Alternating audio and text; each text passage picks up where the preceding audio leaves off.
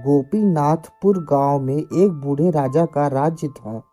राजा रणजीत सिंह अब बहुत बूढ़े हो चुके थे। उनकी उम्र लगभग 80 साल के आसपास थी। वह दुनिया के सबसे बदकिस्मत राजा में से एक था। पूरा राज्य उसके अजीबोगरीब हरकतों से परेशान हो चुका था, क्योंकि वह हमेशा उदास रहता था। राजा अपने आप को दुनिया का सबसे दुखी व्यक्ति मानता था। वह लगातार हमेशा अपने आप से शिकायत करता था और चिंतित रहता था। जितना अधिक वो जी रहा था, उतना ही वह दुखी था और उसके बोल वचन उतने ही तीखे थे। राज्य उससे बचता था क्योंकि उसका दुर्भाग्य संक्रामक हो चुका था। उससे जो भी मिलता उसका दिन अशुभ हो जाता है। उसके बगल में खुश रहना अस्वाभाविक और अपमानजनक भी था। इतना ज्यादा दुखी होने की वजह से उसने भी दूसरों में दुख की भावना पैदा कर दी थी। बूढ़ा राजा दुखी होने के कारण वह अपना राज्य संभाल नहीं पा रहा था, जिसके कारणवश राजा के लोगों की मुसीबतें का सामना करना पड़ रहा था। बूढ़े राजा का इस दुनिया में कोई भी न था, न पुत्र, न पुत्री और न पत्नी।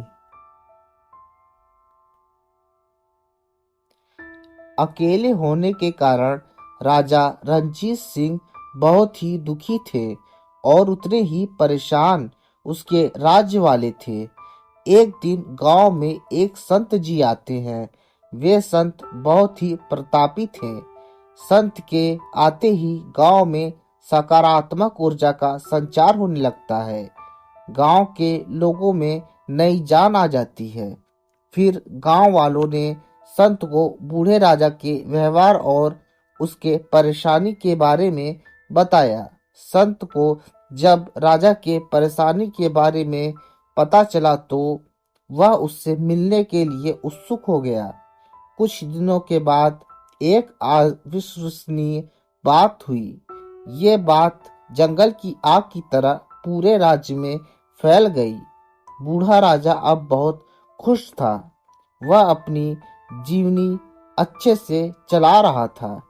वह किसी भी चीज के लिए शिकायत नहीं कर रहा था, बल्कि पहली बार वह मुस्कुरा रहा था और यहाँ तक कि उसका चेहरा भी तरोताजा दिखाई दे रहा था।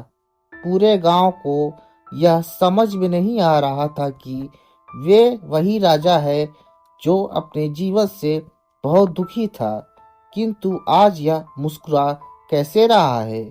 यह देखकर पूरा गांव उसके राजमहल के सामने इकट्ठा हो गया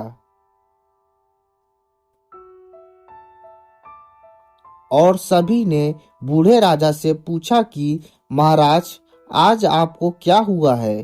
बूढ़ा राजा गांव वालों से कहता है कि अगर आज मैं खुश और चिंता मुक्त हूँ तो इसका श्रेय यह संत जी को जाता है। उन्होंने मुझे यह ज्ञान दिया कि तुम 80 साल से अपनी खुशी और तसल्ली का पीछा कर रहे हो, किंतु वो सोच बेकार थी। तुम्हें खुशी कभी मिली ही नहीं। और फिर मैंने उनके बताए गए अनुसार खुशी के बिना जीने और जीवन का आनंद लेने का फैसला किया। इसलिए आज मैं खुश हूँ और आगे भी रहूंगा। संत की सीख राजा और राज्य के लोगों के लिए एक मिसाल बन गई और संत वहां से चले गए।